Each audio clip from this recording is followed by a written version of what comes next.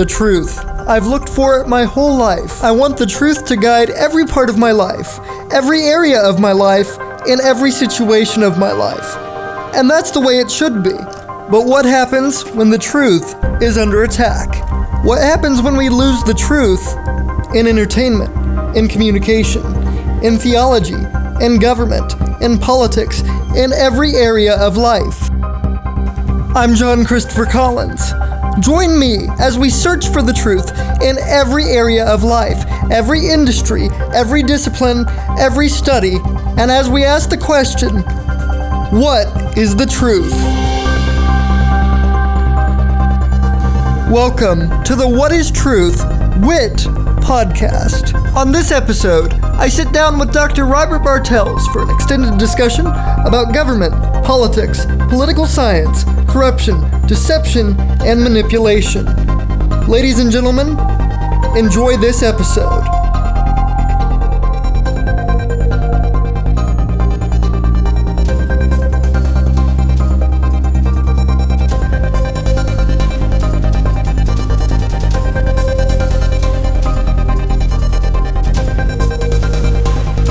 Well, ladies and gentlemen, we are getting ready to embark on a journey. It's a journey to finish up the capstone project that I told you we started out with, but that doesn't necessarily mean that this podcast is over. No. So stay tuned for that. There might be more, but I'm not going to give anything away. We'll talk about that later. It is the 4th of March. That is hard to believe. Crazy. Wednesday, 2020, 9:02 a.m. Central Standard Time. And again, it's crazy to believe that we're in 2020, but here we are. 4th episode of this podcast. You know, I told you when we started that I am a double major in multimedia journalism and government. That is our political science degree here at Evangel University, and I love it. I can't say that I've loved necessarily every second, every day, but overall, all in all, I have loved the process of getting this degree in two disciplines that I truly love. Now, you've heard a lot from different people. You've heard from a philosopher. You've heard from Dr. Brandon Schmidley. You've heard from a theologian, Dr. Gary Martindale. You've heard from Dr. Mark Kelton.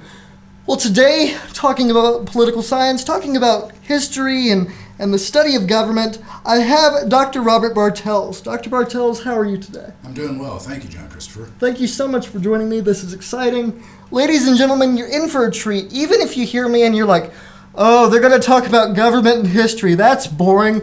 Well, I can promise you we'll try not to bore you. I know it can be boring to some, but I love it, and I know Dr. Bartels loves this study as well. And some of you out there might be listening and going, oh, great, there's a presidential election coming up. I don't want to hear about politics. Well, I've got some good news for you. We're not necessarily going to talk about party politics. We're going to talk about government and how it works. I think to some people's surprise, you'll find that there's a difference between the two, won't you? That's correct. So I want to get right into the questions. What is your position here at Evangel University? I am Associate Professor of Government. Associate Professor of Government. Okay. And what does that job entail? Well, it actually covers quite a lot. I do teach government courses. I also schedule adjuncts to teach some of the courses for us. And then actually I'm responsible for other social science pieces, social science education, social science as a major, history as a concentration. Okay. So how long have you been doing that? How long have you worked here in this position? I guess this is my 13th year. Okay. 13th year. Yeah, I know. Okay. You sticking around? At least for 14th. hey, at least it's something, right? Yes. So in saying that, and you said you've been here for a while, what is your favorite class that you are teaching or you have taught in the past? That's always hard for me to answer because it's my usual response is whatever class I'm teaching at the moment. Sure. Because I just love the general topic of government, anthropology, which is a study of humanity, and anthropology includes the culture, the government, the language, all the pieces of society, and it's such a rich area. Mm-hmm. And government is just one aspect of it, but it is for me a very fun topic. Yes. So I don't have a favorite course per se. Okay. I just enjoy it all. Okay. So would it make a difference if I asked it this way? If you were a student, or if you were taking a course now, what would you be most excited to learn about right now? again, it's such a broad topic because I could give you several. Anything international I love. So international law, international relations, international organizations, those are wonderful topics. I really enjoy anthropology, which deals more on the cultural side and communication side of peoples. Economics is out there, geography is out there. I tell any student, go for it all. Become a major in this area so that you can cover all of these topics, because there's just so many things you can do. And ladies and gentlemen, you notice Dr. Bartels' passion. That's part of why I asked this question. Knowing him, I knew to an extent what kind of answer I would get. So I'm showing you this is somebody that really loves this field. Is that fair to say? It is. I'm very passionate about this. Okay. All right. Well, moving on from there, we have 3 terms that I'd like you to define for us before we go any further. Political science, government, or we could say politics in place of that, and history. Okay. Political science is, if I were to go to graduate work, I'd end up with a doctorate in political science. And that really is understanding how politics works. Sure. And there's a lot of theories out there. We have our ideologies on the left and the right politically. We also have other theories out there as to how we look at government, long-term, short-term, what we're trying to accomplish. And it really is a scientific approach to it, looking at data, looking at evidence, looking at history, and pulling those pieces together to help explain how countries exist and how long they're going to exist and how long, if they had a short tour, why they fell apart and so on. And so political science is really looking at it scientifically. When you talk about government, and you said politics is kind of a subset of a couple of different ones, but government itself is looking at the structure, the institutions that man has set up to govern society. And it starts way back when we have our very first village and people come together. They have to decide, how are we going to share things? How are we going to utilize things? Who's going to protect us? And so it is the citizens of that community who decide what that structure is going to look like. We have had so many different structures as far as government is concerned throughout our history. And some people like this one over that one. Some parts of the world favor this, other parts favor that. And so it's really looking at all the variations of what government is, what it can be, and how it is utilized. It's a lifespan. James Madison, who ended up being called our father of our Constitution, he studied something like 200 or 300 different republics in history, looked at the reasons why they were successful or why they failed, why they had short lives, and he tried to cherry pick, so to speak, from each one of those different aspects that would help our republic last longer. And it has. It's actually lasted longer than the average republic should last. And it's because of all the things that have been built into our Constitution. Well, that's government, looking at the institutions that govern humanity's life, all the choices that we make and the interactions we have with each other. And then the third one you said was history. And that's really just the record.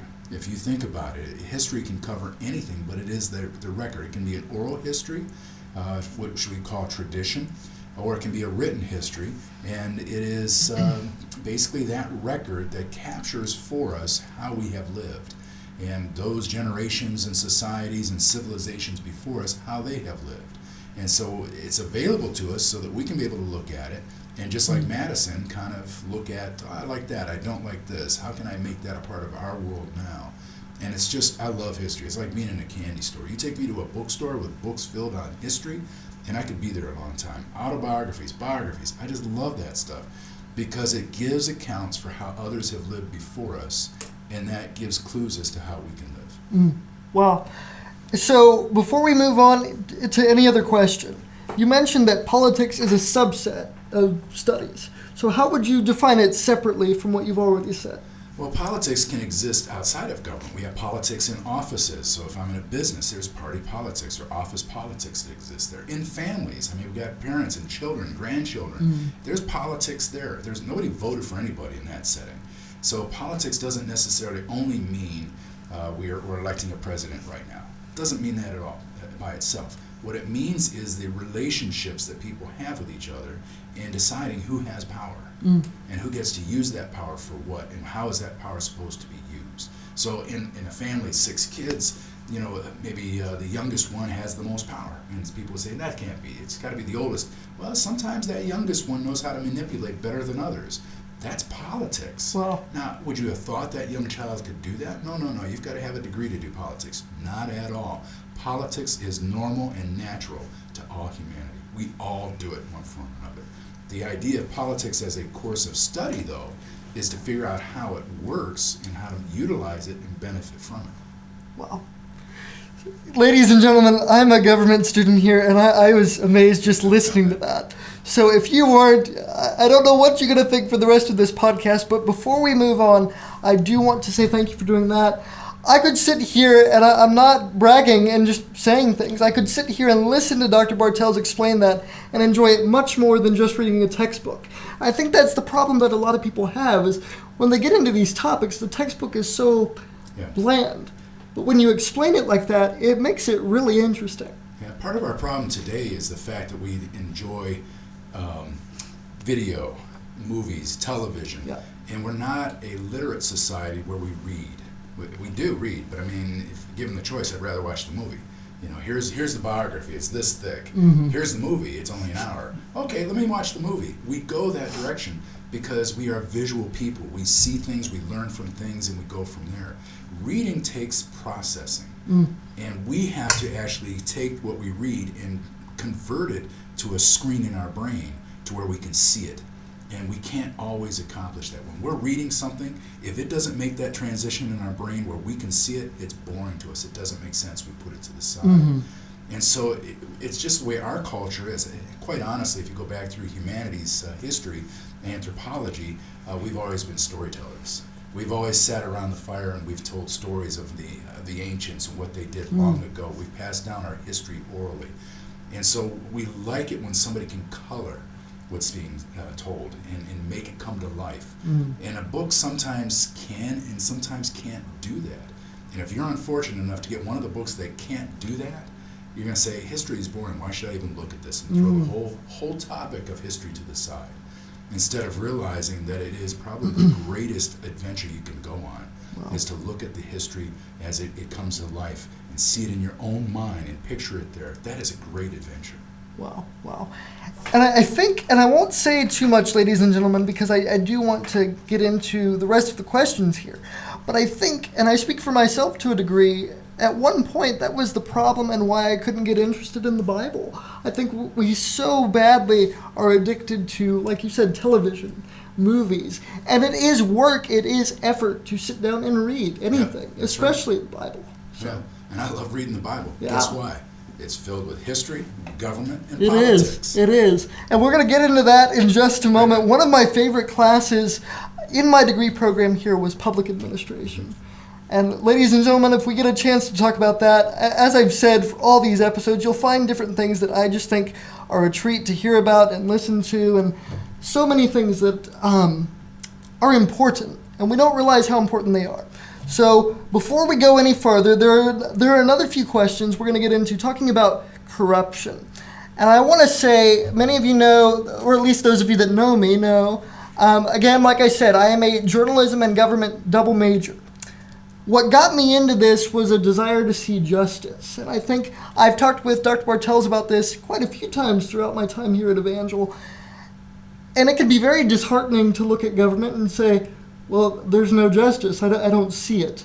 So without getting into any of the current events and getting too heated, we'll be discussing that, and that'll be a lot of fun. One of my most favorite questions to ask, because this is my favorite thing to study in government, relates to the different forms of government. So can you please provide a summary on the different forms or structures of government? Hopefully I'm headed in the same direction you are. Basically, history starts off with clans, and clans will have a chief. As that clan gets bigger and bigger, it becomes royalty, and that chief would be a king, and they might give him a different name, like a Khan if you're in the middle of Mongolia, or a Shah if you happen to be in Iran, or a Tsar if you happen to be in Russia. But that's a king. It's some kind of a chieftain over that clan that has gotten bigger and bigger and bigger. And so we start off with royalty, and for the most part, they are leading the people in time of need. But as that setting gets bigger and bigger, you start to have bureaucracy, because there's no way one person can lead 1,000 people. No way.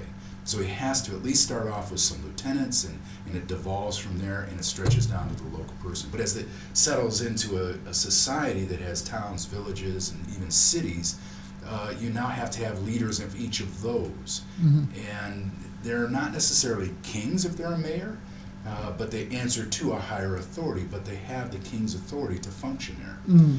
So our earliest structure of a government is really from who's in charge at the top going downward.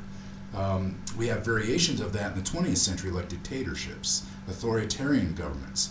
And so could I pause you for just sure a moment? Before you move on, the difference between an authoritarian regime versus a dictatorship. Is authoritarian and a dictatorship two different things? Because I think people often confuse the two. Yeah, they are somewhat synonymous, but usually we think of a dictatorship as a person, somebody in charge, like a Fidel Castro over Cuba.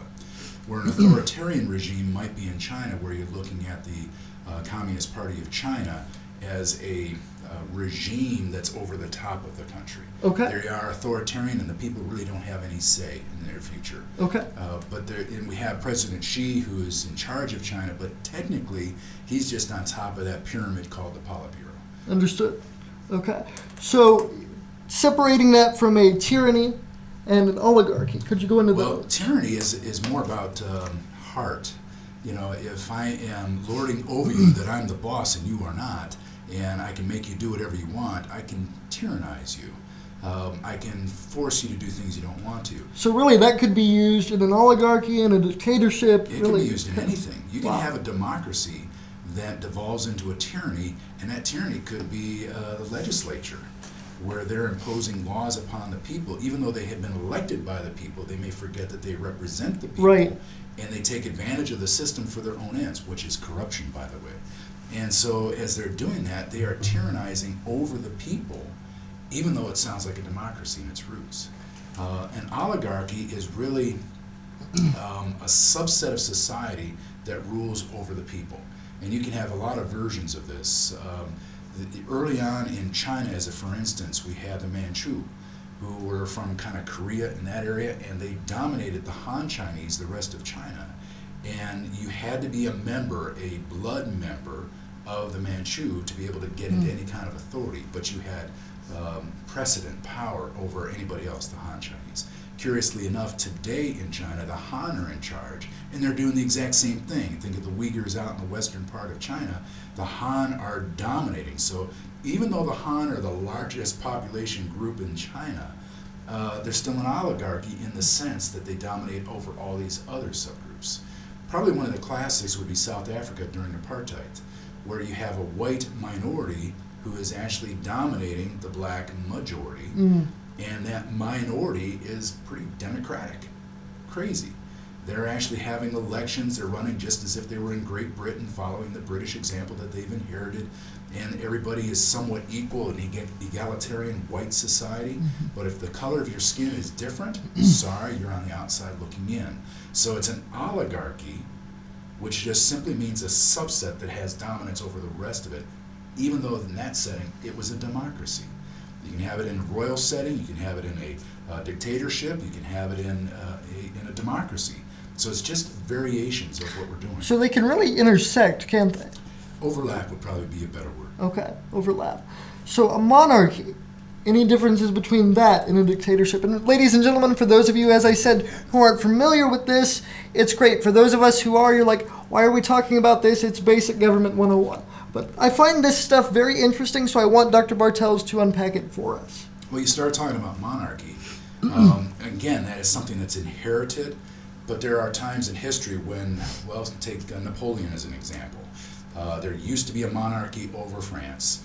The people did not like how they were being treated. They kind of had an oligarchy of aristocracy over the top of them. The people rebelled, and so we have the French Revolution at the end of the 1700s. They absolutely kick out all of the aristocracy. They take them to the guillotine, chop off their heads, get them out of the way, and they establish what they think is a democracy, but it's actually tyranny. And it's tyranny over the few who are in charge over the rest of society. Even though it has the label of being a revolution bringing in liberty, it doesn't. But then Napoleon comes along, and because of the excesses of this liberty, he takes advantage of the situation and he inserts himself. He is nothing more than a military guy, but he inserts himself and declares himself as king and then emperor over France. And as emperor, he basically is a tyrant, and he takes his family and installs them in different thrones around the world, including Mexico, of all places, which somehow is able to get a control over because he conquers Spain, gets somebody of his family on the throne of Spain, which then in turn gives him access to Mexico, which, by the way, is one of the reasons why he's able to sell to us the Louisiana Purchase. But anyway, that's a different story. That's history. We'll go back and look at government. And with this, you have this monarchy that he creates, and it's nothing more than an inherited position of power that he's able to pass on to his descendants. Now, I have no idea what your original question was, but that was a wonderful look at just monarchy. Well, I really, really appreciate it. Ladies and gentlemen, again, I can't say it enough, and I'm not just complimenting Dr. Bartels. Listening to this is so interesting to me. I know for a lot of people, they listen to it and they just get lost. So we'll get in how to better understand later on, but before we do, a few more terms on structure of government that I just want to lay out. Autocracy. Okay.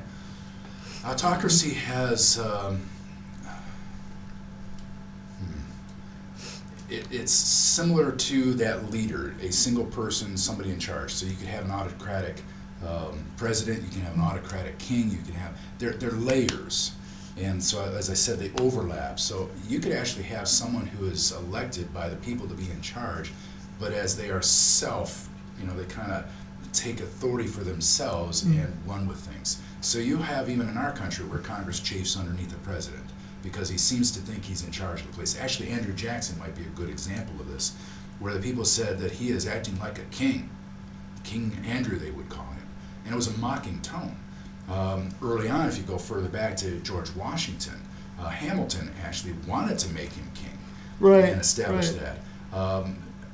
Washington did not want that. He had this sense, this noble sense, that humanity was up to the task of governing itself, that it shouldn't be an autocratic government on top of them, but rather they should be able to choose for themselves. So you can have that kind of style of government in a democracy. You can have it certainly in a king. There's been some marvelous kings out there. King Alfred of England, he's one that helped to bring about the Anglo-Saxon regime there, bring it together, help it meld together and be successful. And so he was thought of as a benevolent king, but he was still a king, and he was still in charge. But he was working towards what was good for the people. And so you have these levels, styles of government that you can find within just about any type of institution of government. So, more specifically, an autocracy is different from a dictatorship or a tyranny or a monarchy in the sense that it starts out, you think that they're elected, and of course they can be. But not just elected, they could be kings. Okay. Yeah. So they take on more power than they ought to? And it doesn't necessarily continue on to the next generation. It really is more personality, auto, self. Okay. And it's more about what the individual is doing, pulling power to himself. So could Adolf Hitler be a good example? I don't know. Definitely we would classify him as a tyrant. Definitely we would classify him as a dictator. Autocratic, I'm not sure, because he wasn't there by himself. He had some strong lieutenants, and quite honestly, probably without them, he would not have had the regime he did. I see more of a Napoleon in that vein, because you never hear about the lieutenants. I'm sure he had them. Sure. You definitely heard them from Hitler. You had Himmler and Goebbels and Goering, and so they had different parts of the government that they ran as if they were the dictators of those things. So that one is almost more oligarchy in a sense, with the Nazi Party being the oligarchs in charge. Again, Napoleon might be more that autocrat because he really doesn't share power with anybody. You might even say Premier Kim in North Korea, where he has lieutenants, but if he doesn't like him, he puts him to death immediately. Sure. He doesn't like competition, won't allow him. So he is very much self in charge of that place. So he's very autocratic, but he's a dictator and he's a tyrant. Sure. So in that, when we look at the forms of government, some of these are very foreign to us. We haven't been under an oppressive government. we read 1984 and we're like, wow, I don't want that to happen here. But there are so many different things we could talk about. We could talk about a technocracy. We could talk about rule by the foolish. We could talk about rule by the smart. We could talk about rule by the rich, rule by the... There's so many different rules by that we could go into. But really what I want to get to is something more, a little close to home. Let's talk about the difference between a republic and a democracy, because we often, I think especially as we're coming to learn about what it means to be an American and be an American government, we confuse the two. Yeah, we do. We use them synonymously. If you do the Pledge of Allegiance, you will not find the word democracy in it. You will only hear the word republic. And so we're pledging allegiance to the republic, and we're not pledging it to a democracy. Our founders absolutely were afraid of the idea of a democracy. They recognized that the masses aren't necessarily invested in this government. They have not taken the time to learn.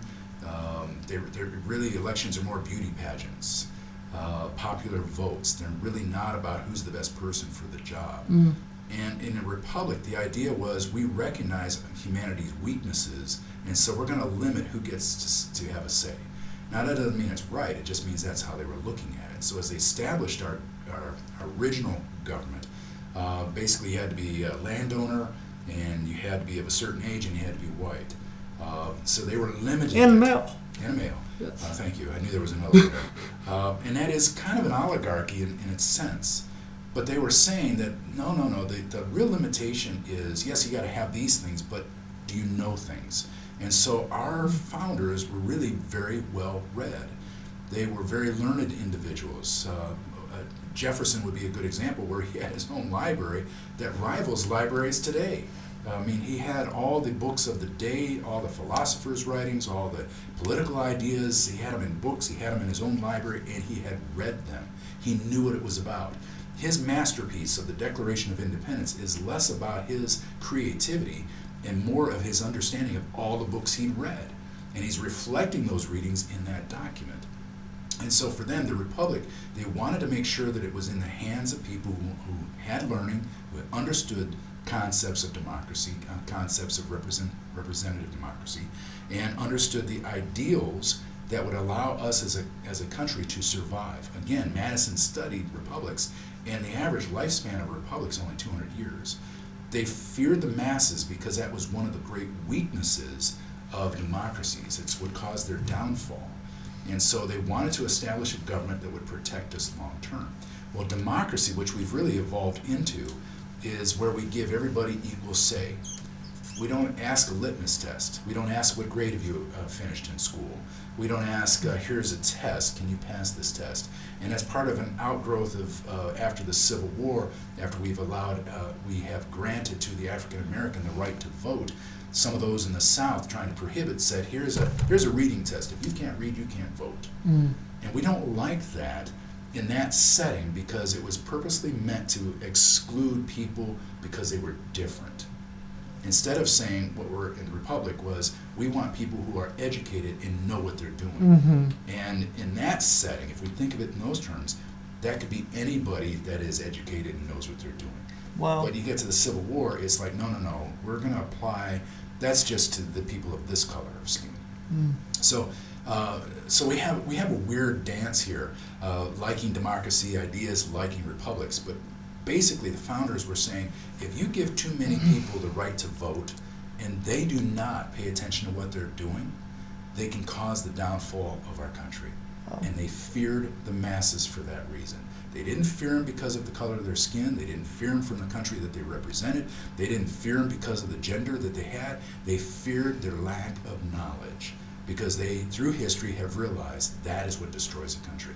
The Bible puts it this way, and it says very clearly, speaking about, there arose a generation that knew not the Lord. And that, to me, is one of the biggest reasons for the downfall of the Israel nation, and eventually the Judah nation as well, to where they forgot what the Lord had done in the past. They were not learned. They hadn't studied scriptures for themselves to see the history of God's dealings with people. And because of that lack of knowledge and that lack of understanding, they opened the door to the kinds of problems that brought about their demise. That almost makes you stop and think, and we don't want to think about things like this in our country because it's uncomfortable, but if we were to have law in place that said, unless you've studied this amount of time and you understand what you're reading, what you're hearing, what you're looking at, you cannot vote.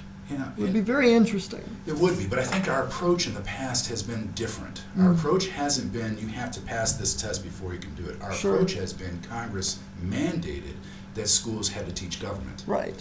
So if we're not going to put a test out there, a litmus test, what we want to do is ensure they have knowledge. If you're going to allow all these people to vote, then require them to take courses to learn this. And over the last couple of generations, government has taken away that requirement. And so we have people who go through high school and into college who never learn what government is all about. So they are ill prepared to make decisions about governing. And yet we the people, we are the people in charge of this government. But we the people, we don't know the rules, we don't know the information, we don't know how it's supposed to function. And so we set ourselves up for a collapse. Wow. Wow. You just brought it full circle. We talked about why study government. I don't want to study history. It's boring. This is why. So I appreciate that, Dr. Bartels. I'm going to interject one more thought. And this Please is do. something I say to all my students in just about every government class I have. Scripture tells us that we are to pray for those who are in authority over us. And the reason, as Paul writes, is so that we may have peace in our land. And the reason for that is that we might share the gospel of Jesus Christ. And so, we pray all the time for missionaries. We pray for our church leaders. We pray for the opportunity to share the gospel. But one of the key ingredients we're missing is praying for those who are in authority, governmental authority, over us, so that we have peace in our land, making it easier to share the gospel of Jesus Christ. So we pray for missionaries, we pray for the church, and then we don't have revival. Is it because we've missed a key ingredient in our prayers? And so we're supposed to be praying for those who are in authority. Now, who's in authority? We've got the president, clearly, Congress, clearly, but what about state governments? What about local governments? What about our mayors, our county commissioners? What about our school board? Well, my goodness, we could be praying forever because we have a lot of people over us. And one more, don't forget bureaucracy. They're over us too, even though we've never elected them. They govern our lives more than all of the elected officials combined. We never pray for them. Wow. Well, no, most times, I'd have to say this, most times we're bad-mouthing bureaucracy. We want it destroyed. And there's a time and place to say, okay, bureaucracy needs this limit on it. We need to do this. We need to do that. But you bring up a very good point. I appreciate it. Thank you. Yep. Before we move on from here, ladies and gentlemen, I know I've spent a lot of time on structures of government, but this is so crucial to me that it had to be said. But before we move on any further, there are several terms we hear when we refer to our own government. Democratic republic, representative democracy, constitutional republic, all those different terms. Is there a term that you, Dr. Bartels, think more accurately describes this government? We are a representative democracy, which means simply if we had a true democracy, everybody in the country could show up in one room and cast a vote. We can't do that. It's an impossibility. So we have representatives to help with the numbers. And so we have maybe congressmen who represents thousands of people in the district, senators who represent the entire state population, and they go to Congress and they sit inside of the chambers and represent us. So we are a representative democracy because it's an impossibility. Now we vote, but the honest truth is when I cast a vote for this candidate, I'm passing my authority on to them to speak for me. And so they are the government. Even though it's we the people, I've ceded some of that control to them, and whatever they decide, I have to live with. So the best term I can think of right now is we are a representative democracy. Okay. If you go back to our origins, speaking of a republic, you actually could get everybody who could vote in one room. Wow. In a colony. So if you think about the movie The Patriot, Mel Gibson's character is called to the capital of his colony, and everybody who can vote is in that room, and they together collectively choose the direction they're going to go. That's a democracy in its truest form. Okay. Thank you. Yep. Thank you. This is something that I'm also very passionate about, and as I've said, it's what got me into journalism, it's what got me interested in government. This idea of justice that we hold so strongly to. It's funny how the whole podcast has come full circle. We've talked about different concepts with Dr. Schmidley, and what do they really mean? So I want to ask you, can you please define corruption? You briefly alluded to it earlier, but could you define it for us? Yes, corruption, if you think of it as a chemical reaction. So you have a battery. Maybe you've had some kind of an old gadget that has batteries in it, and you've forgotten it. And years later you find it, and you open it up, and you pull the batteries, and you see it's got junk all over the outside. It has kind of exploded a bit. We say it is corroded. So it is a bit of a destruction. It is where it is dissolving from what it's supposed to be into something else. Wow. And it becomes useless. So we have our structure of government, and there are different settings where it begins to, it gets neglected, it's not paid attention to, and over time it begins to corrode. It erodes from what it was meant to be into something else. And so we see that all over the world. The easiest example would be police officers. When we were in Kyrgyzstan, actually when we were in the Ukraine, they told us, don't look at the police. Don't do that. Okay, well, what happens if you do? If they see you looking at them, they will come over to where you're at. And they will not let you go until you pay them something. And they will hold you. And sure enough, when we're there, our host the lady had a car accident, and late at night, she was not allowed to leave the scene until somebody came and gave money to the police. Wow. And then she would be released. She'd still have maybe a court date or something else to do, but for that moment in time, there was a corrosion that took place. And that police officer was corrupt. He was not in the original form he was designed to be. Rather, he was for self, trying to take care of himself, getting monies that he could spend for himself. That's its raw, smallest, simplest form of what corruption is. But you have it all throughout governments throughout the world. Some countries, there's an index out there that says which countries are the most corrupt. And there are some countries that are so corrupt. Wow. And you will actually find the United States on that list. We don't think we're corrupt, but we have become corrupt over time. Now, is it where we've got police officers pulling you over and saying, give me some money? No. But you have different things out there where bureaucracy puts fines on you.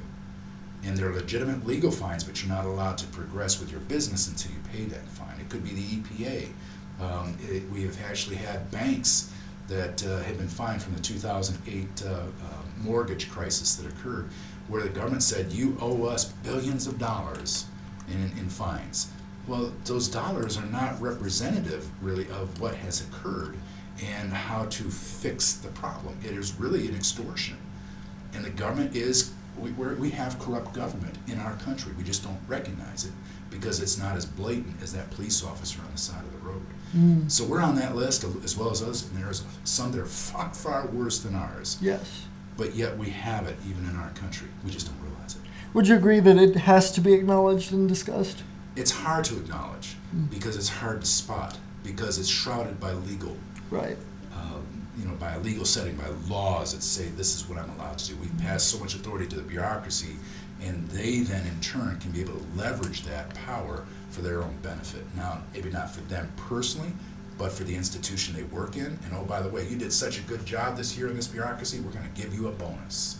Bonus? Really? That's a business term. That's not a government term. We don't give bonuses in government because you're a public servant. This is what you're supposed to do. We give them in business because, you're maybe an owner. You're allowed to have higher profits. But it somehow has come over into the government sector, into bureaucracy, and we're starting to give bonuses. And that's incentive to go above and beyond your public servant spot and get entitled to something more. Wow. And for clarity and insight, Dr. Bartels does have a background in business, in the corporate setting, in the corporate world, so you understand that very well. So I just want to say this is not somebody that's just talking just to talk. This is somebody with experience, and it's important for me to acknowledge that up front. When we talk about corruption, we can talk about so many things. You mentioned corrupt cops. We can talk about the corruption of police around the time of the 5 families in New York City. We can talk about that. We can talk about so many different things that unfortunately become politicized from the deep state. When people often say the deep state now, I think unfortunately we think of Donald Trump because he's kind of the one on the crusade, I think in his mind, against the establishment. But like I said, we're not going to politicize this podcast. I don't want to do that. Too late, We, you already did. we could go into so many different things. I had a project last semester. Was it last semester? Yeah, it was last semester. Wow. With Dr. Bartels. I did a guided reading on Edward Snowden and the NSA. That is one of the events, and I think as a journalist, unfortunately, we have really, in the journalism profession, stopped questioning things for both sides of the equation. Unfortunately, you have networks that are considered conservative, some that are considered liberal. I'm not sure that it should be that way, but we have gotten to this point where I think, like you said, when it comes to corruption in our country, it's hard to spot. And we don't really want to talk about it because we're the USA, and we love the USA, we love our country. But unfortunately, it's kind of gotten to the point where we don't talk about it, and when we do, we pin it to one particular person, rather than realizing government is actually this big machine that moves and breathes, and we talked about in public administration, kind of takes on a life of its own in bureaucracy. So I want to acknowledge up front that when we talk about corruption, no one individual or no one government embodies all corruption all around the world. Just to put it in good context, it starts in the Garden of Eden. Yes. It is the sin nature, and it is where we try to work the rules to our advantage. Correct. And so it's self-interest, it's selfishness, it's self-centeredness, and that is one of the direct results of the fall of man. And it's not something you're going to eradicate. It'll never go away. It's because it's going to be there until the end of the age when Christ fixes it all. But as long as humanity is fallen, there will always be that self-interest. Now, we utilize it somewhat in interest groups. We kind of do it in a public good way where we pull all of our self-interest together and we lobby the government to give us certain benefits from that. Or we lobby different industries to get benefits from that. So it has sometimes a positive piece, but for an individual, it's really that self-interest. We're hunting for what's good for me and my family and mine. And that's the roots for corruption. If you can get carried away, you cross the line, you're amassing for yourself for wrong reasons. And that's really the core of corruption. You mentioned in public administration, I remember in a passage we read, I think in Samuel, that they turned away and perverted justice. They used the laws for their own good, their own gain. And so corruption, I think you had said in that class, is a perversion of justice. And I had never heard it in those words, but I found the definition very solid. But I think it is important to acknowledge up front, whether you're a believer or not, friends, that corruption is rooted in our hearts. It doesn't take a Christian to look at the world and go, there's some really selfish individuals out there. So let's acknowledge up front it comes from an individual's heart. And when it starts there, it's really scary because you have no idea what it can do in an organization. Solomon gave the best advice. Guard your heart, for out of it flows the forces of life. And so as we get caught up in things, if we're not careful, we could be guilty of doing some of the things we point our finger at other groups for doing. And we've had corruption in the church, whether that's the formal structure of the church or just the local church in its small setting. So we have corruption everywhere. And Solomon's advice is guard your heart, because you too could be guilty of this. Guard your heart, because out of it flow the forces of life. Fantastic. Thank you. We're going to move fast now. I think we've set some good ground. And I think these questions, unless there is more that I'm missing, from my understanding of this, I want Dr. Bartels to add beyond what I could add, because I think I know a lot, but then I listen to him and I'm like, wow. So I want to be humble enough to give Dr. Bartels the floor here and really let him unpack some concepts. We've talked about why it's important to study government, why it's important to study history. We've talked a little bit about corruption. All these things are things that I love, things that I think we need to be informed on and know the truth about. But when we talk about truth, oftentimes we don't know how to define it. So far on this podcast, we've talked about truth being a person. We've talked about truth being the state in which what we're saying or what we're hearing is most accurate. We've talked about truth being what you want to hear, what you don't want to hear. We've talked about a lot of different things. It seems to have some angles to it. So how would Dr. Bartels define truth? I agree with all of those things. It's the settings that make the difference. Mm-hmm. And so as we think about government and even politics, we want accuracy. We want facts that we can look at and say, this is what occurred. We don't want false witnesses. Falseness implies no truth there. But then we can also have a higher layer where we talk about institutions and we think about the theories that we decide how we're going to govern folks. And so truth is a little bit more of the philosophical side of things. And it really comes down to a choice as to which truth you're willing to follow. It is possible to have competing truths when you talk about this higher institutional politics over countries and so on. Because I'm a lawyer, I deal more with facts. And I think in your list you wanted a little bit distinction between political science and government. I think for me, government, because I'm a lawyer, I tend to go at it from this angle. I'm not a political scientist, so I don't think of these theories up here and deal with it from there. I deal with facts. I want to know what the facts have to say. So oftentimes in courses when we're talking to students and we lay things out, okay, now what do the facts tell you? Where are you going with this?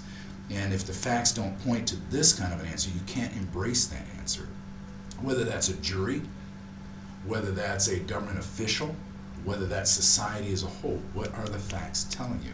So again, kind of going back to the informed citizen, as we think about voting, what do the facts tell you? Are you really looking at the facts of these candidates as you make your choice? Or are you going more with your gut feel, your popular vote or your beauty contest idea? In which case, to me, they're not being truthful with themselves if they vote that way. They're truthful with themselves if they look at the facts. Now, you can look at the facts, the same set, and I look at, and come up with a different conclusion. You're truthful to yourself, I'm truthful to myself. That's okay.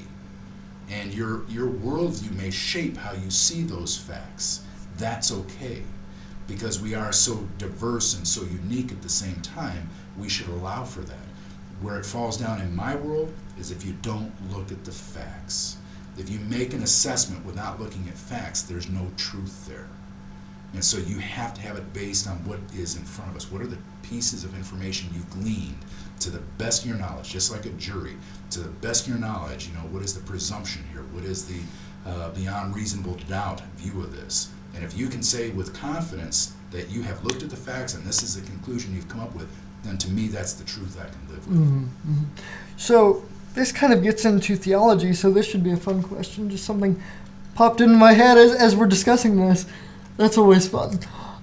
Can something be true and it not be an accepted fact? So when we talk about theology, when we talk about the divinity of Jesus Christ. Yeah, I don't want to go to that topic. That's a bit too deep for us. But can it be not an accepted fact and truth? And I think our society is filled with those. Okay. And that is because of our own experiences. Your experience, once you have had it, this is fact. This is true. I haven't had that experience, right. So I might embrace the truth because you said it's true, and I believe you. You got that popularity, and I want to follow you, and so yeah, I can agree with that. Mm-hmm. But I don't have the facts to back that up. I'm just going on faith that your truth is correct. And so we have our society filled with those moments. The challenge when we come over to the Scripture is, we almost have this edict that you must believe what the Bible says. We can do that, but we also have people that says, I see it when I read Scripture and it comes out this way. When you read it, it comes out that way. So we have two different truths here. Mm-hmm. No, we have limited understanding. Right. God, who is supreme and knows everything, he can understand all things, and he has that truth. He is truth. Mm-hmm. For us, with our limited minds, we can only grasp certain elements of it. And quite honestly, some denominations began because they grasped onto this version of truth, and it's absolutely correct from Scripture. This denomination grabbed onto this version of it. They're both accurate to Scripture, but they clash. They're not in agreement with each other. They're actually opposites. How is that possible? It's our limited understanding. It's our limited abilities. We are finite. God is infinite. And we cannot comprehend at the level he does. So that faith we have, or are supposed to have, is to trust God, to lean not to our own understanding, but to trust him to the best of our abilities. And if we do that, if we're pure in heart doing that, He honors it. Mm. Even if we're dumb, and even if we're wrong, he honors that pure faith that just trusts him. And that's hard sometimes for our society because, well, we just conflict in so many worldviews, so many ideas, so many opinions, and we just butt heads. We just do. Mm-hmm. And when we talk about the church like we did just briefly just now, it's amazing. You mentioned earlier in the podcast that we've had corruption in the church. A lot of it, I want to be careful not to step on too many toes, but I've never been worried about that before, so why start? Yeah. A lot of it is birthed out of having doctrinal differences, having disagreements, and, well, this is how it should be done, and, well, no, we don't want to lose tradition. This is how we're going to do it. Yeah. We've had some times in church history where we have disagreed on certain ideas of doctrine. Yes. And we've had sometimes the majority population say, in our best interest, this is the right one to go with, and this is what we're going to stand with. And so we cannot associate with this version because it's conflicting with that. And so this kind of spawns a new denomination over here. And so we have this obligation within our four walls to treat it honestly and openly and be willing to discuss it and look at it. But at the same time, once we've made that choice, embrace it. Now that's different than a church organization where you have leadership. Whenever you have leadership, you're always prone to having problems.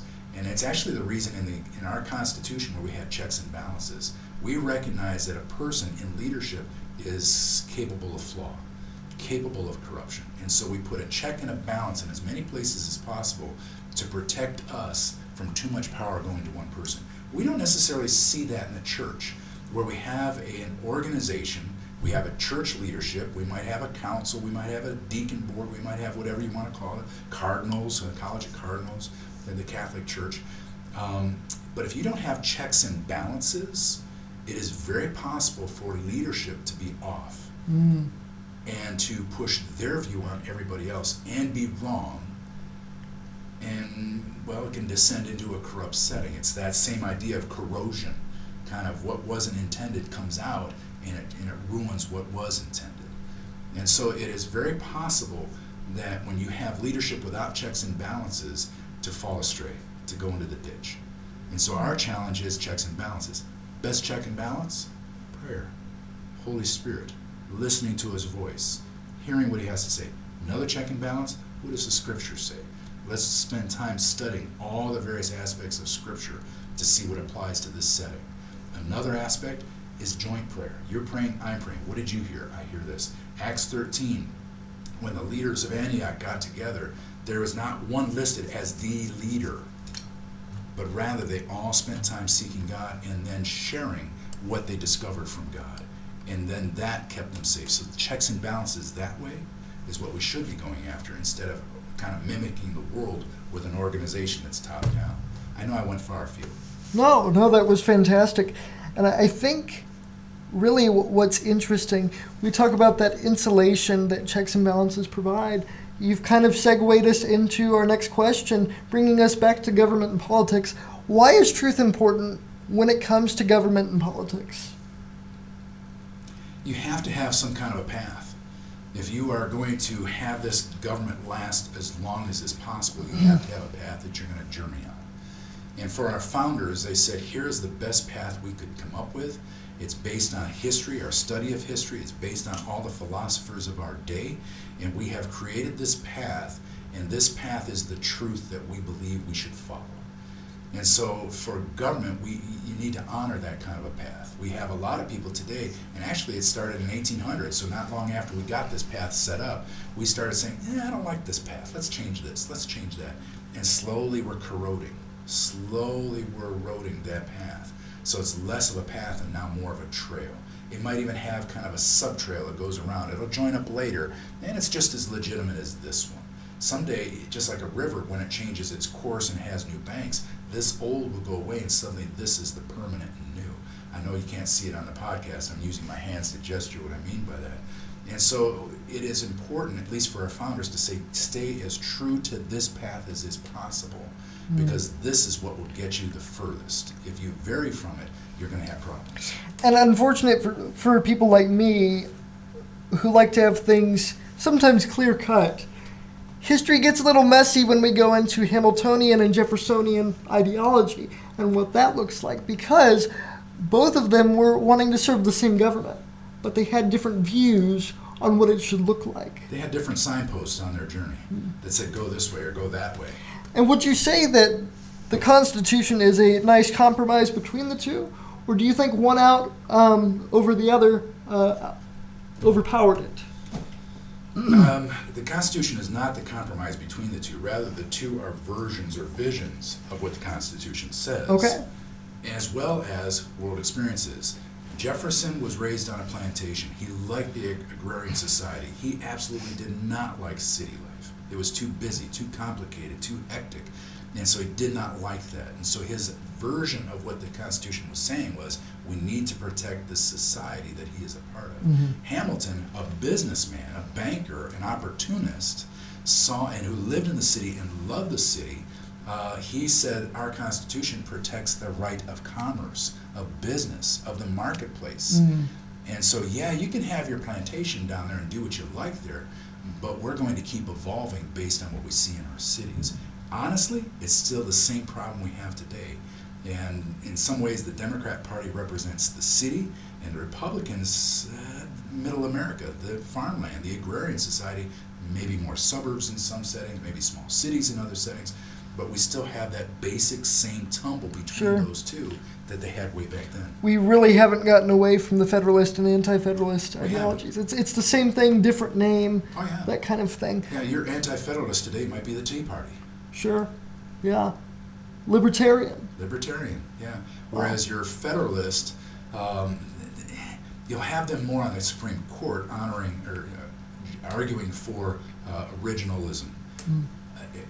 The folks who really go towards the city aren't necessarily Federalist in its original form. It's just their version of it. Would you say, and I ask this just for historical purposes, I know that we said we wouldn't focus entirely on history. Is Alexander Hamilton, was he a progressive in the sense of today's big government? I would list him more as an opportunist. He Okay. really had a vision of what he wanted to see our country be. And he was willing to compromise there in the Constitutional Convention and say, let's do this. But if you read the minutes, you'll hear him get up one day and make a speech. And he will say so much in that speech, and then when it's over, people say, that was nice. And nothing came from it. He was not a force, a leader in the Constitutional Convention. And I think he recognized that, but after we have this government in place, because he has the ear of George Washington, he thinks he has the power to be a behind-the-scenes shaper of our country. And so he's a manipulator. He actually does it in the first electoral college vote. He wanted to make sure only Washington had unanimous vote. He kind of convinced others to make sure that Adams didn't get a unanimous vote. So from the very beginning, he's manipulating this system towards what he thinks the vision of this country should be. And it is much more of an autocratic president, maybe even a king. And he saw Washington in being that role. And he also saw himself as the prince, we could say. And it would be correct to say that some of his ideas, including King for Life, were disapproved by many of the people at the convention. As well was Madison's ideas. He was frustrated in that convention because he came with a lot of ideas, and the compromises between the large and small states thwarted his ideas. So no one person who was there at the Constitutional Convention had the answer from beginning to end. The whole idea is you have individuals' ideas that you have to meld together through compromise to come up with a workable solution. They got to one place where they were so much at odds, they thought about giving up and going home. And Benjamin Franklin said, hey guys, we should probably pray and ask for God's guidance. And they said no. They were so stubborn in that moment, they weren't even willing to look to Providence for assistance. They thought their ideas, their individual ideas, were the best ones out there and everybody should bend to it. And it wasn't until they got the idea that they needed to compromise and find a middle ground just to survive that they actually were able to come up with a document that we still have today. That really brings out a good truth of why we need to work together. We need to compromise, and we need guidance. And we need to be well-read. We need to be learned, just like our founders were, so that we understand all of the worldviews around us. so that we can pull from different ones ideas that will work for us today. If all I have is what I have studied of my worldview, I can give you the best I find, but you're not going to agree to it because your worldview is different. So we need to be well read so that we understand as much as is possible. So any idea that comes up, we can say, this is good about it, this is bad about it. Let's cherry pick, let's make the best of this and come up with a compromise that's in our best interests. Bringing us to our next question, I think it's interesting when we look at deception, manipulation, corruption. One of the things that's great about our country is we get to have a dialogue.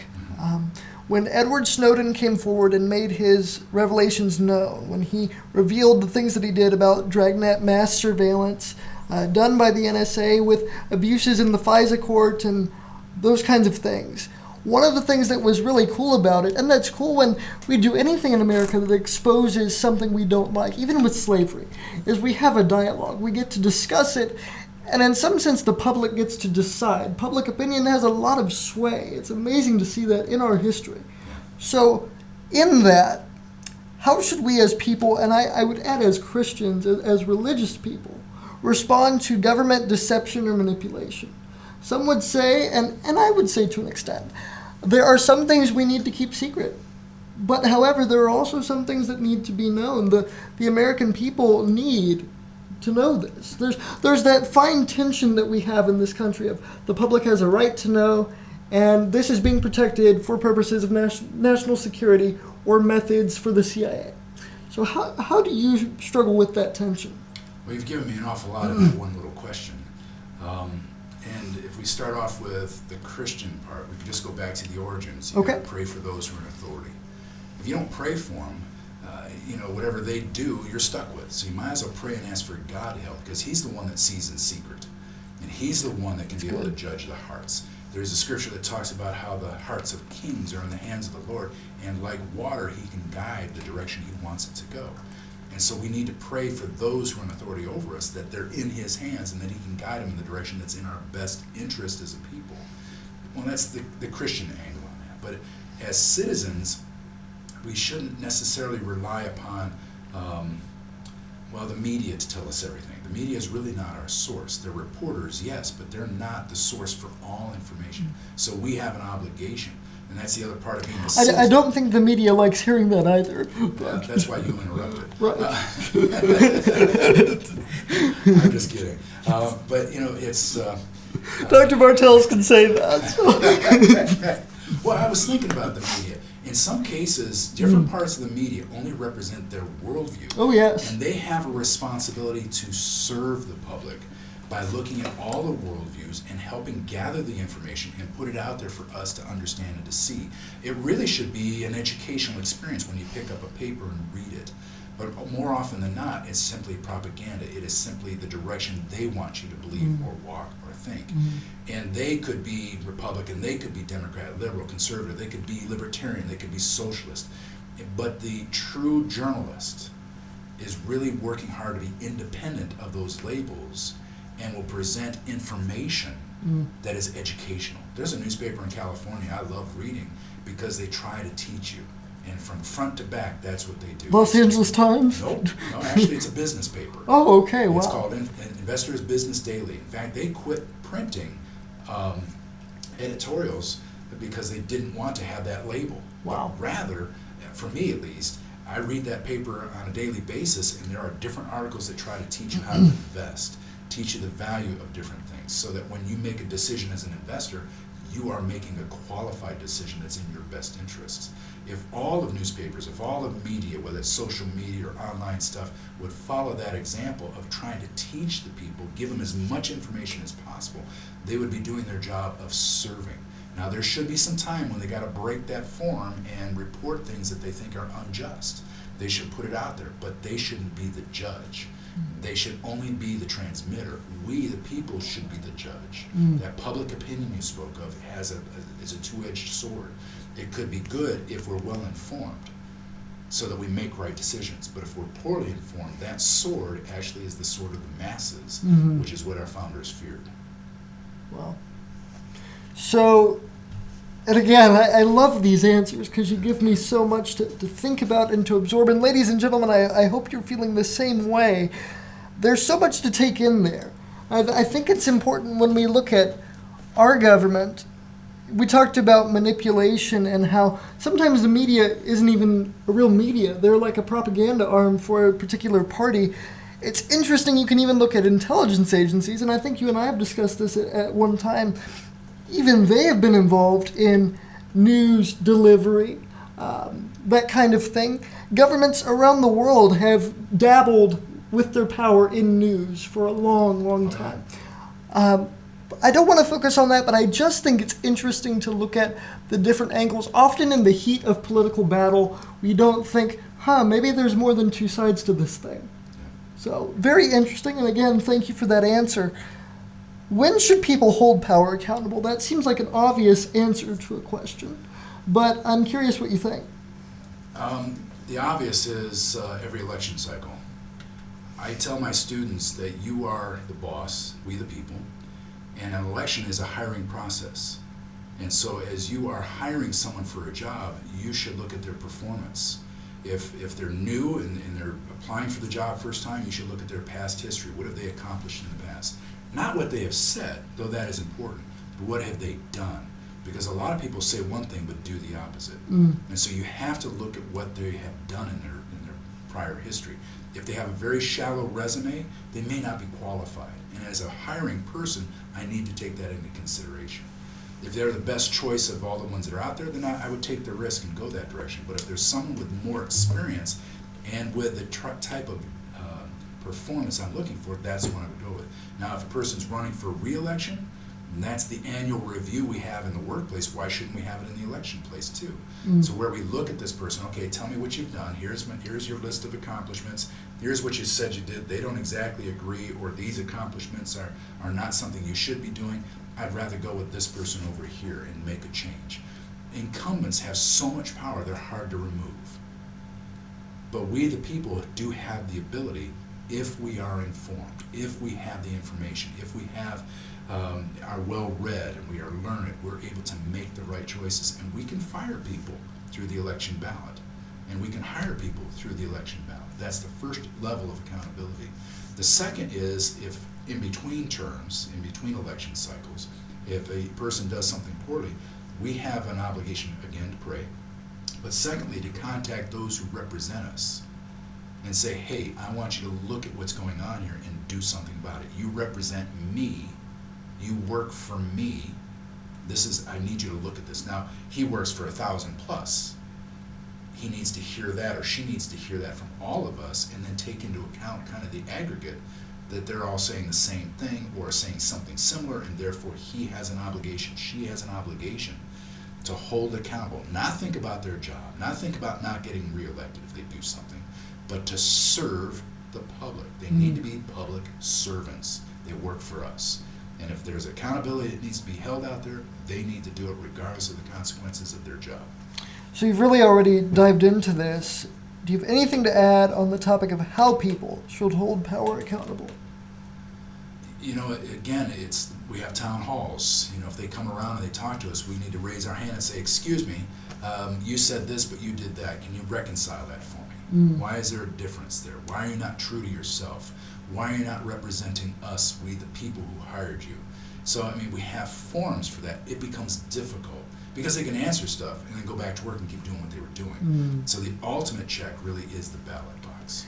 And it becomes a struggle when we have so many different mediums to go through for anti-corruption purposes, whether it's an inspector general or our own, anybody within our own government, whether it's the media.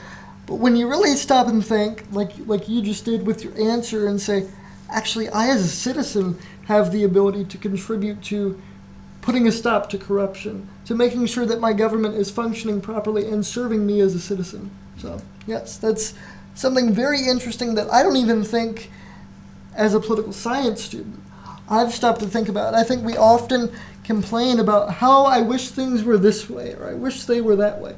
Well, have you spoken to your representatives? And I don't think many of us can say that we do on a regular basis. We are so busy as a people, we just don't have time to do everything. You know, regardless of what your career is, it probably dominates 40 hours at least a week. If you're doing your job well, maybe 60 hours. depending if you're a paid as hourly employee or a salaried employee, depends on that aspect. But it dominates so much of your time. Then you have a life outside of work. You have family, you have children maybe, you have obligations to society. You're part of this club or that club. You belong to the church, you have obligations there. So when you get down to it, you may have very little time to actually dedicate to be informed, to be a person who is learned. Your time limits are constraints that keep you from doing stuff. That is our biggest hindrance, and actually one of the greatest tools for those who are in charge. They know you're too busy to notice. They know you're too busy to care. They know you're too busy to study. They know you're too busy to speak up. And they can give you an answer that mollifies you that may actually not cure the problem. So we have to figure out how to carve out time in our life to be informed, to care about what's going on. Because if we do not, then we end up with a government we didn't choose, and we have really no choice at that time but to live with it. When you talk about how those in power know you're too busy, there's an interesting echo of history there through the Roman bread and circus. Talking about keeping the people busy and happy and entertained. They won't care what we're doing. As long as their needs are met, they're happy. Well, we have that in our society too, where the government is working to fulfill more and more of our needs so we don't have to think about them. Wow. Moving on from there, what is lacking in politics today on the part of the citizenry and government personnel themselves? That could go anywhere. I realize it really could. For me, it's the civil servant, and public administration is a part of that. We tried reforming our system. Woodrow Wilson, the father of public administration. It was this notion that we could professionalize the people who work in government, the bureaucracy, and train them and educate them and get them to do that. And I think that thread is still there. But with any job you have, once you have job security and there's no threat of being removed from that office, you kind of, well, what's my self-interest? I'm no longer serving others, but I'm serving self. We have corroded from the inside. We have decayed on the inside. And there's really not an easy fix. It goes back to our course. As government gets bigger and bigger and bigger, it takes on a life of its own. And it really is hard to curtail, to bring under control. It's almost we just have to let it live out its cycle. We can slow it down some, but we can never really go back to the way it was. And so our burden then is, again, pray for those who are in authority. Be well informed, be learned, take some time to study for ourselves, and when possible, interject. Go to a town hall, tell our neighbor, help other people to learn, maybe write articles for the newspaper, letters to the editor, add information out for others to be able to see and hear. And at best, we can slow this corrosion down. But the normal life cycle of a government, it exists. There's no guarantee that your children, your grandchildren, are going to be able to have the same country we have today. Wow. Because that corrosion is working and slowly dissolving what exists now. So on the part of the government, you would say it's important for them to be good civil servants. With the citizenry, we need to be active. We need to be involved. And informed. As much as we can be. You betcha. Okay. What are your thoughts on the state of the mass media and their relationship with their audience? I say this about all sides, so whether they're conservative or liberal. Yes. They pander to the dollar. And so what will keep them in business? Where can they make their money? In some ways, I think the fellow who started Fox News recognized there was a market out there and could make a lot of money off of it, and didn't really think in terms of permanency as a counter voice, but thought, this is a business, nobody else is doing it, we can make money from it. Boy, that's a cynical viewpoint, because certainly there are people within that company who do a good job, just as there are people in other companies, media, who do a good job. Yes. But overall, we are so monetary based instead of servant based. We're not trying the boss isn't going to give you a raise because you put good information out there that educated people. He's going to give you a raise because you were able to bring in more viewers and cause our ratings to go up. We're going to pay you more because you've helped us pay the bottom line. And so there's no real cure for that, because we are an economic system out here, an economy that thrives on, well, diversity in that aspect. But we also have some requirements that we, the people, should put upon the press, so that if your publication does not give me information, I am not buying your publication. Right. Right. And I hope there is somebody listening that would say, I could do that. I could be able to put together a newspaper or a podcast Yes. or a media outlet there where we do give information for people to make a choice. And if I can do that, maybe then people will rely on it. And if I'm that consumer, I see that, I'm going to buy that one. I'm going to help them be in business. Now, they'll have the same problem 10 years from now when they're big and they've got a budget to meet.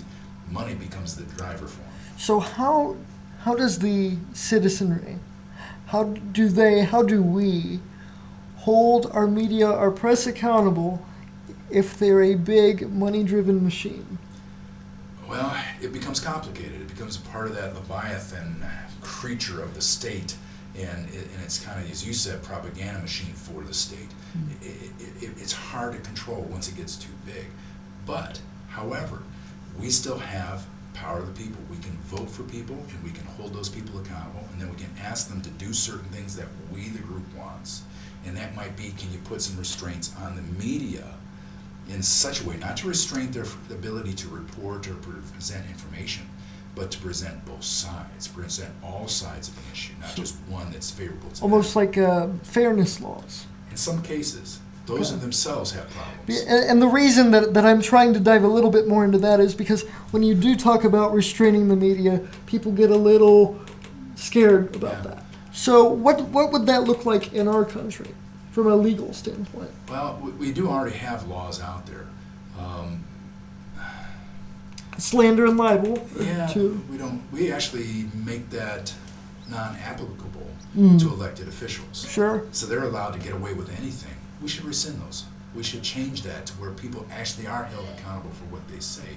If they can say something and doesn't have fact, they should be held accountable for that. That can only come from changing the laws. And it needs to start with the laws that apply to our elected officials. Because once they're not held accountable by laws, they don't have to answer to us, we the people. And so we've got to change that. So we have to elect people who are willing to change some of those laws to get rid of some of the abuses on the libel, slander ideas that are there. Okay. I'm asking this as a media person myself, but do you think it would be interesting to see some sort of law in place that would allow for restriction on how much opinion comes out versus how much fact comes out? Because it's interesting. I was talking with a professor about this recently. I think we actually did this on the podcast with Dr. Kelton. It seems that when most people say, and I myself at one point did too, when most people say, well, I'm watching the news or I watch the news, they're referring to a commentary show on a network. Yeah. It's not actually the news. Well, or late night television. Correct. Which, people who are normally telling jokes are actually sharing the news. Right. Or their version of it. Right. So how would you, from a legal standpoint, what do you think we could do to counter that? I don't think we can restrict. I think that whole notion of free press it gets in Yes. the way. First Amendment Exactly. rights. But maybe, and it sounds silly to say this, maybe we need labels on newspapers like we have on food. What are the ingredients here? How much of it is propaganda or opinion, and how much of it is fact? And some kind of a labeling system so that you, Yes. the consumer, know what you're getting when you purchase this paper. That's not going to happen. Right. But Right. wouldn't that be an interesting way to go? It would be. So that you could actually see that this person clearly is giving bias with their information. Right. Again, it comes down to learn it. If society can read for themselves, when they listen to what a person in media is saying, they can be able to say immediately, that's bias. Oh, that's fact. Because they have studied, they know what it looks like. Here's a curious thought, and years ago, Secret Service, part of their job is to actually look at counterfeit money. And so when they train a Secret Service person, Treasury Department person to look at it, they actually will look at a dollar bill that is correct, made by the government. Their task is to learn that all the way as it's represented, so that when they see a counterfeit, they know what it is. They don't study counterfeits. They study the real one. Interesting. So they can recognize counterfeit when it comes in front of them. That's actually what we have to do for citizens, is to teach them what is the truth about the Constitution and about the organization of our government, and about what is the rights of the individual, all of them that are found within the Bill of Rights and the rest of the article of the amendments to the Constitution, so that when somebody, a media person, puts something in front of them, they say, whoa, that doesn't line up with what I know. And that goes back to the whole notion about high school. We don't teach government anymore. even middle school. And when we do, we teach it in such a way that they're bored with it. This is too vibrant of a thing. Government is a fascinating thing which should never be boring. And we, the people, should get excited about it, interested in it, and look and see what the original looks like. So that when somebody brandishes out there a fake version, we can tell it for what it is. And that is why, again, you bring things full circle. It is so important to learn as much as you can about these topics. As you said, we don't want to restrict media. We have a free press. I like the free press. I've studied to be in the press. I work in the press, so I want a free press. But what I don't want is for us to be so irresponsible that people don't trust us. I think that's kind of the point that we're reaching. I don't know that we've totally reached it, but it's sad to see, for sure. Yeah. We have 2 more questions to wrap up, ladies and gentlemen. Do you believe the average citizen is informed about and involved in government politics? The average citizen, no. It's cynical, isn't it? It's very sad. I'm sad. I'm a cynical person. But it's because of experience. Mm-hmm. You get jaded the older you become in some sense. And so watching my students come into the classroom, I teach American government, that's a freshman level class. So government 170. 170, and that means I'm getting kids who are straight from high school sitting there in the fall. And as I talk to them, you recognize immediately what they know, what they don't know, and what their opinion is of it and their value of it is. And so from the very beginning for that freshman, the challenge for me is how do I chip away at those things that make them not enjoy the idea of government? How do I get them to become interested in this so that they'll pursue it for themselves? And that is a daunting task.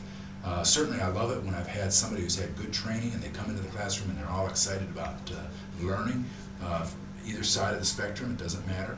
They're curious about it, they want to know about it. I love that, but they're few and far between. And so it's a challenge for us to try to break through those barriers. Yes.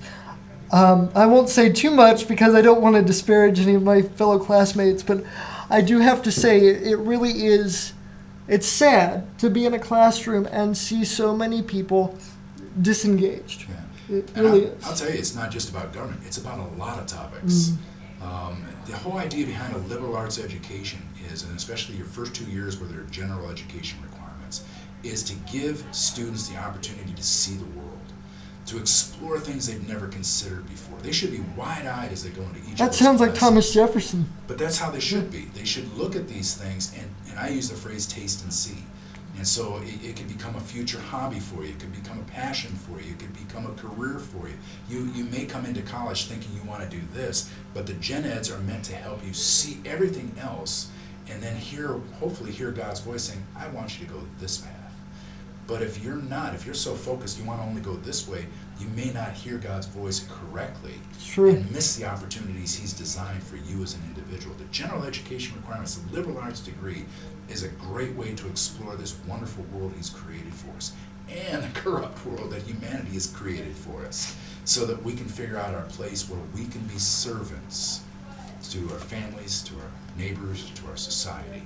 And that is our task here. We are to be servants of other people. They shall know you are my disciples by your love one for another. That love is demonstrated through that service. Well, thank you again. We have one wrap-up question here.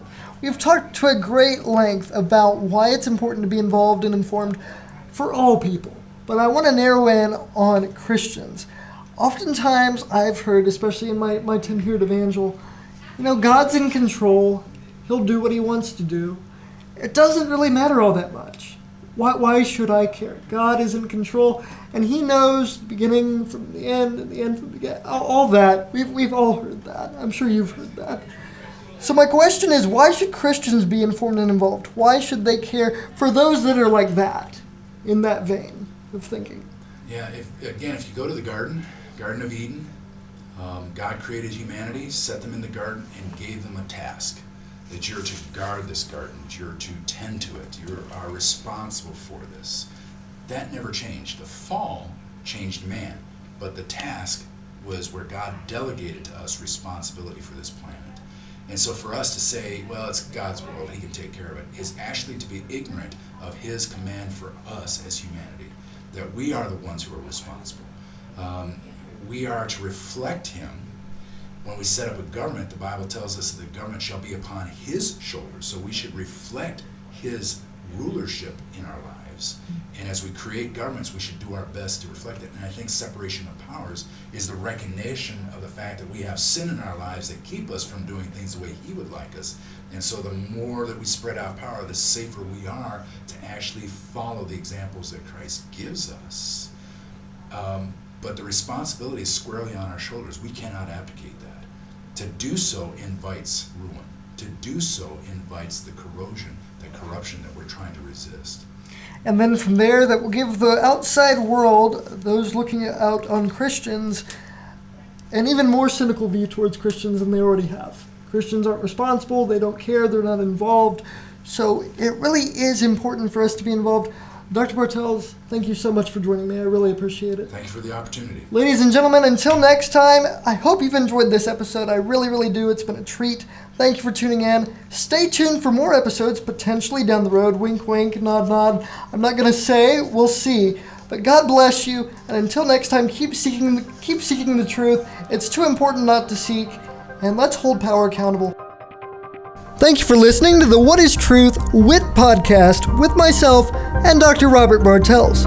You've just heard about the importance of government, political science, history, politics, and how and when to respond to deception, corruption, and manipulation. This was a great episode to record, and this topic is very near and dear to my heart, and hopefully you could see it was the same for Dr. Robert Bartels. Until next time, search for the truth.